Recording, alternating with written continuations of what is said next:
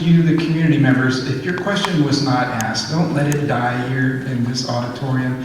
One of these people is going to be elected to District 8 to represent this community. It is your job as citizens and as residents to take up these issues and to continue to work them, to communicate your concerns and to communicate with your elected officials to see that your interests are addressed. We're going to now hear closing statements, 2 minutes each, beginning with Luis Rodriguez. So we're all up here talking about solutions. The solution is not government. The solution is you. You are the solution. And we have to look to people, communities, to find those solutions and make them work. Government is designed to facilitate that, but they don't solve it usually. Usually they do just the opposite. They make it harder. Look at our city codes. There's more red tape to start a small business than you can shake a stick at. I talked to a guy just last weekend. He said he put in his business license. They told him 6 months. 6 months. And we want business to come to South Phoenix. We want business to come to Phoenix, period. It's crazy. The solution is not government. The solution is you. The solution is government needs to be frugal with our money and stop taxing us and give us more money that we can use to invest in our communities. The solution is to go out to private businesses and private entrepreneurs and attract them to the areas that we need them at. All these things can be done, but it's not actually through government. Government is a facilitator, at best. The real people, the real problem solvers are people. People that live in the communities. People that drive up and down the streets, the ones that are running around on their bikes. Those are the people that are going to find the solution. Education. We need to educate our kids. We need to educate our kids on how to be good citizens. We need to educate them on how to be a part of this society. We need to stop making everybody different. Stop calling everybody by African American, Latino, Mexican American, Asian American. We're Americans. And this is our country, and this is our community. And we need to come together. And we need to look at what we have in common and work on that. And that's the solution out. Thank you. Carolyn T. Louder. Well, I'll just close saying that I've enjoyed everything, and I've enjoyed seeing all you people come out. I hope that you can go home and check my website out, ArizonaBlackUnitedFund.org, and you can read more about Carolyn T. Louder and my work in the community. And you might wake up and just want to give me a chance. You might decide you want to do early voting, vote for me. I just say something about that girl you like, and you ought to go on and do that. Let me go on and sit up there and just check me out and see what I would do. I would probably surprise my own self, you know? I just want to see how it feels, you know, to sit on the city council, you know? I've been going there for 50 years looking for somebody. The only thing these candidates got on me is money. I can outrun them, outwork them, and out everything. You know what I mean? Vote Carolyn T, baby. Vote Carolyn T. Lawrence Robbins. So I don't run from the hard problems, I run to them. That's what we're doing on the Roosevelt Board. We know for years that it's lacked true leadership, and in 1 year we've changed the trajectory of that board. I speak honestly to you about the fact that we can, in every answer, talk about the kids and the seniors and the neighborhoods, but I'm the one person with a plan to effectively preserve and restore those services. I fight for the people like my friend Greg in the audience, who is bringing jobs and expanding his business in this district. I fight for the people like my mother, who had the opportunity to start a business in this district with the help of the city. I fight for the people like my students who are sitting over here, who want their neighborhoods for free because they know that if they are going to have a future, the city has to partner with them. The city has to partner with them to make sure that the libraries are open. The city has to partner with them that they can get the STEM education they need after school hours so that they can learn who their neighbors are and they can learn how to think out of the box and get the education that will prepare them. And the city has to fight for you.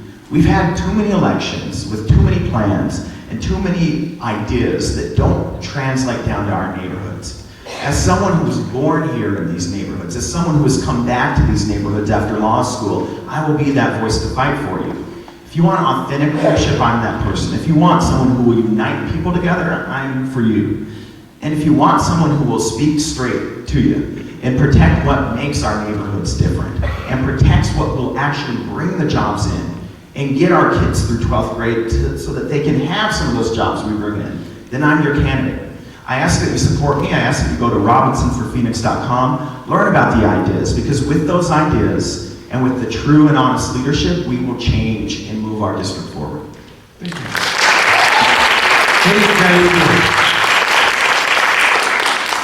Thank you to my fellow candidates for joining me here today, and thank you to all of you in the audience who were willing to give up part of your evening to make sure that we have a stronger District 8.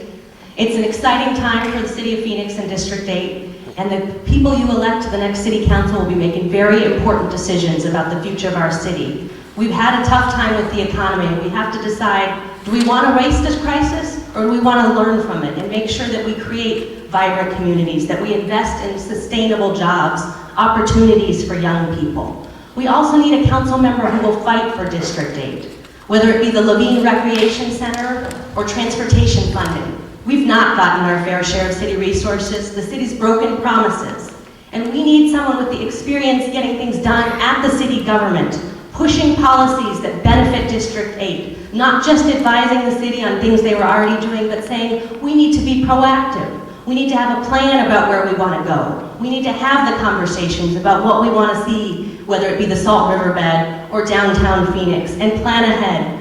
I always love Yogi Berra, and to paraphrase him, he said, if you don't know where you're going, you're not going to end up there. So let's take this campaign and make it into a conversation about what we want from District 8 and who is the best candidate to get us there. I bring experience in city government and in the business sector. So many of the problems facing our district, whether it be need for more medical services, or even just that there's not a lot of great restaurant opportunities. You need to understand the business community to solve those. The same with infrastructure investments. I have the background and I will get this done for us. Thank you.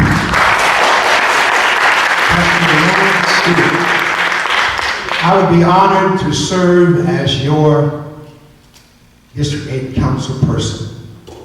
The issues that have been brought up tonight, these are issues that I deal with every day. Economic development, education, health and human services, housing, public safety, and justice issues, like comprehensive immigration reform. People's families are being torn apart. Children who were brought here as children to this country, which is not their country, shouldn't have to be deported. I wake up every morning to fight for justice, to fight for what is right. I've done that for 36 years and I continue to do that. I want to be your voice. I want to be your representative on the city council. And you and I together will be able to take District 8 to new levels, to places it has never been before. The one word I hear on many doors I knock, whether in Levine or the barrios or traditional South Phoenix, is we're tired of being ignored. We're tired of being ignored. And my commitment is that as your city councilman, we may not have all the problems solved after the first term that I serve, but you will not be able to say, and you won't be able to say, that we've been ignored for 4 more years. I want to be your city councilman for District 8. I'm ready to serve right now. Thank you. As the moderator, I can say I have thoroughly enjoyed this forum. I hope you all have as well. It's probably excruciating for our candidates. But having worked in elections and in and around elections and voting for almost 15 years, I've worked with lots of elected officials and candidates. And it's been a real education for me. And one of the great lessons for that is whether or not you agree with the positions or the philosophies of people running for office, to a person, it represents a huge amount of work and sacrifice and really courage to stick your neck out there, to be criticized, to be scrutinized, to have your life picked apart by strangers. And so I'd like to invite the audience to help me thank all the candidates for not just participating today, but for the effort they're putting into their campaigns to represent you in District 8. I have a few closing notes. I made reference to my different experiences trying to promote voting and voter outreach. And one of the things that we keep learning in the community of people that want to get people voting is what works and what doesn't work. It doesn't work to simply register lots of voters if they're not any more informed about who are the candidates or what is the process, how does it work. We have to really, all of us, take seriously the responsibility to educate our fellow neighbors and community members about the issues and the candidates. You all that attended here today represent a tiny fraction of all of the registered voters in this district.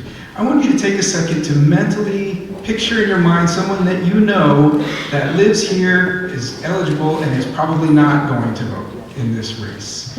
And I want you to make a commitment to talk to them about what you heard today. I saw many of you taking notes as the candidates were speaking, and that really encourages me because an informed voter is an active voter, and you have so much impact. So when I started out as a green, young voter outreach worker for Betsy Bayless, a lot of my friends would ask me how I was voting, and I was very pure and noble, and I refused to tell them.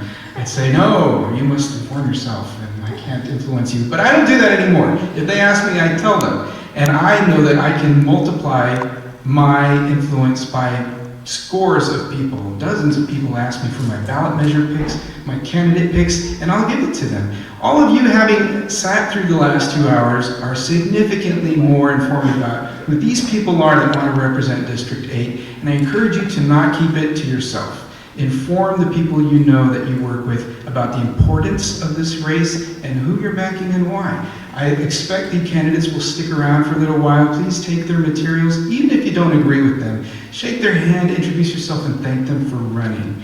And if they're elected, then maybe they'll remember you. Even though you didn't agree with them, you argued with them, you did it in a civil way, and you're making a coherent argument for the issues that you care most about.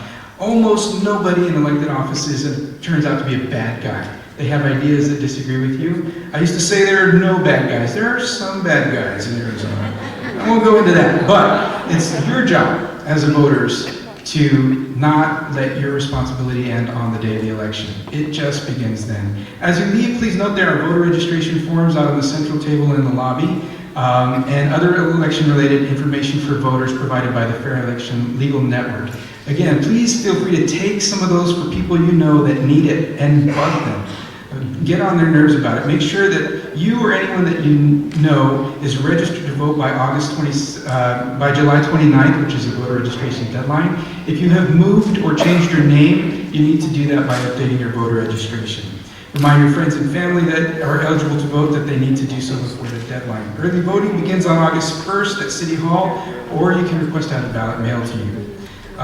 For more information, please grab that flyer. Finally, if you're going to vote traditionally, as opposed to mailing your ballot, please don't go by yourself. Take a kid to vote with you.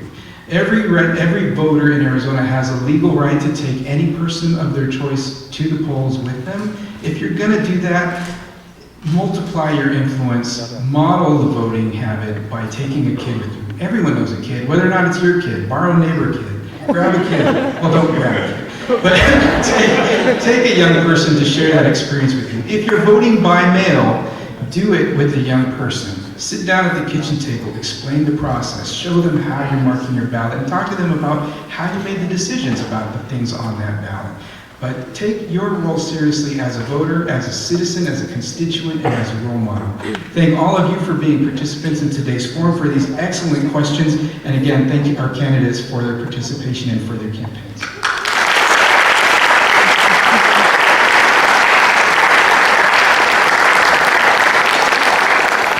It all works because of having the candidates here and also you. And on top of all that, we really made this flow very well, very smoothly. Let's all give a big round of applause.